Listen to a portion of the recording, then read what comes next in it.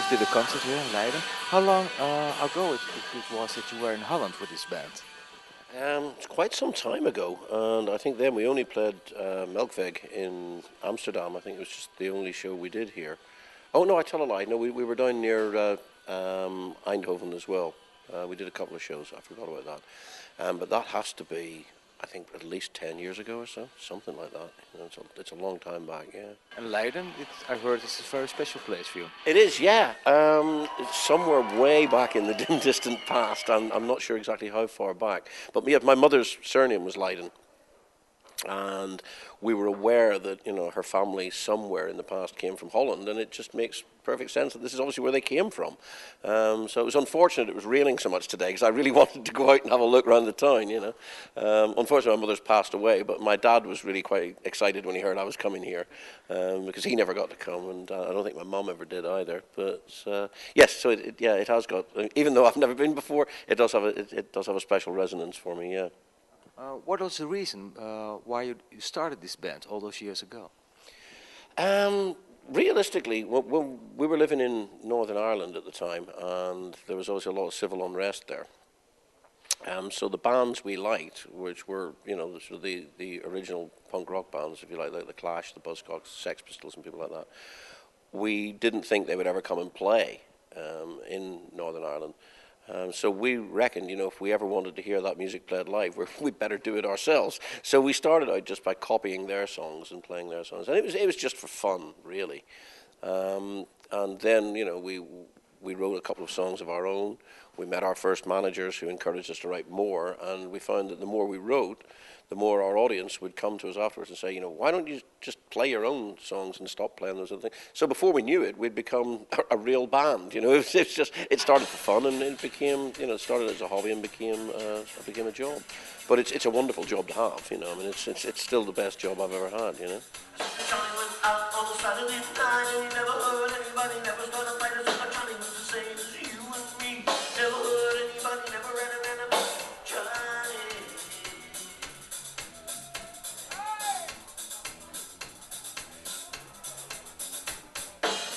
Your woman's tender care, sees towards the child she bears.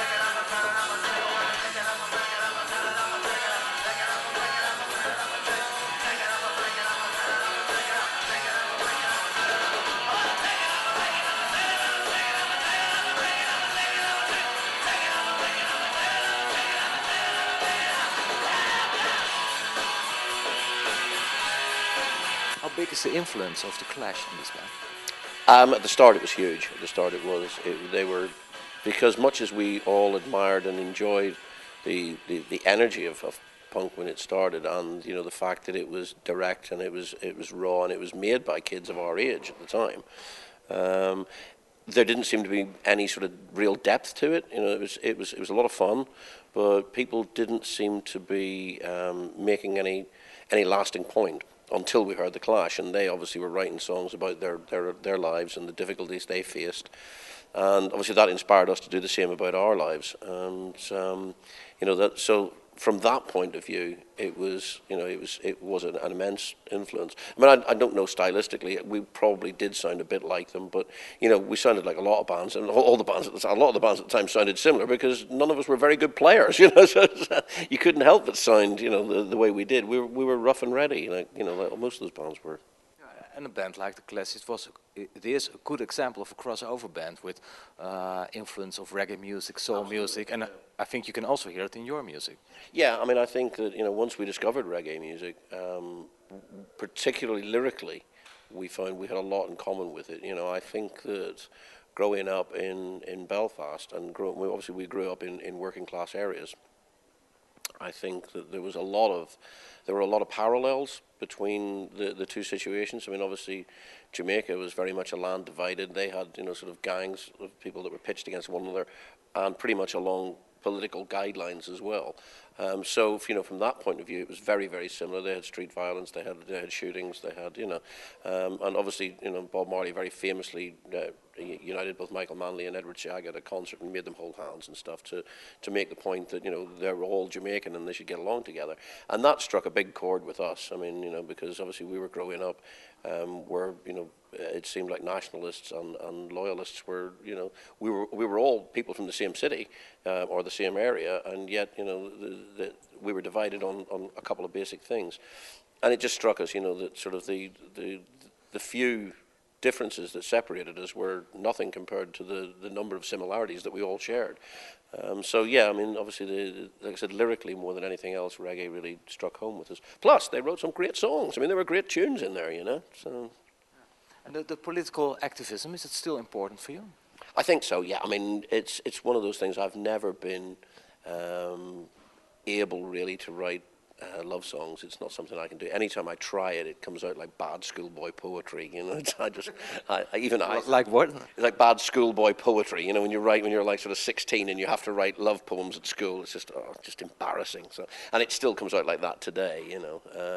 So I find that it's much easier, from my point of view, to write songs about subjects that offend my sense of justice. It doesn't necessarily have to be party political. I mean, it can be. We've written songs from everything, ranging from people who've had to join the military because there just weren't any other employment choices available to them, to songs about why are there still the vast number of homeless people there are on the streets when the world is, the Western world particularly, is as wealthy as it is. Why can't we actually look after folk like that? How do they manage to slip through the net? And obviously, yes, we have written songs about political parties and stuff that have just offended us in terms of they cater to the already wealthy few and don't seem to see the larger picture.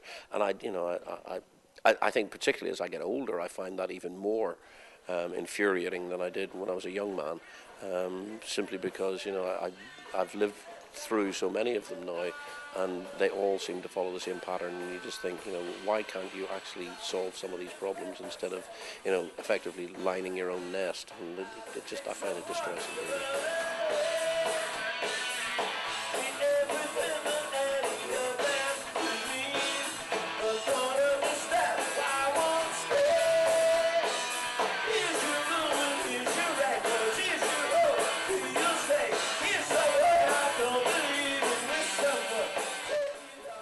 Have contact with Bruce?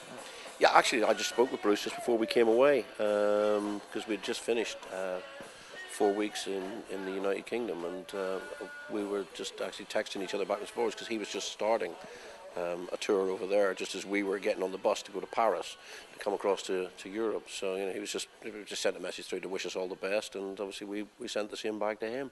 So yeah, I mean, we still keep in touch. Which the bands that you are missing?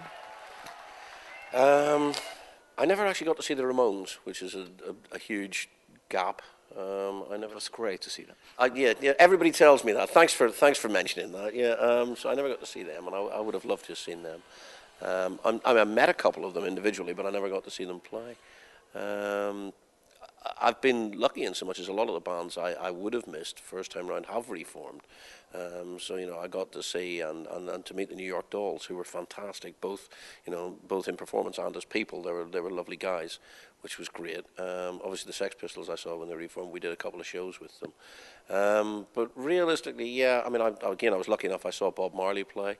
I think, yeah, the Ramones are probably the only one that I didn't see that I really regret, not having the chance to.